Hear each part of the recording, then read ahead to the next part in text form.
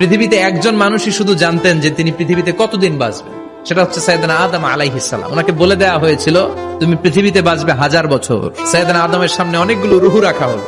সাইয়েদনা আদম বললেন এরা কারা? আল্লাহ বললেন তোমার বংশধর। সাইয়েদনা আদম বললেন আল্লাহ ওই যে একটা রুহু দেখা যায় এটার নাম কি?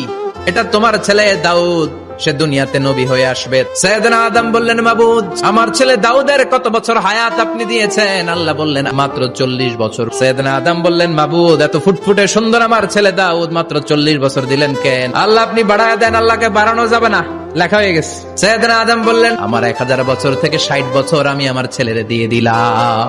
আর আদম আলাইহিস সালাম পেয়েছিলেন 1000 বছর, 60 কমে গেলে রইল কত? 940 বছর পৃথিবীতে থাকার পরে মালাকুল মাউত চলে এসেছে, এসে বলল জিইতু আন আকবাদা রূহাক, রূহ কবজ করতে আসছি।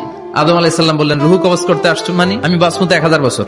মালাকুল মাউত বললেন না না, ওই যে আগের কথা স্মরণ করেন আপনি 60 বছর দিয়ে দিয়েছিলেন। কয় না আমি দেই নাই।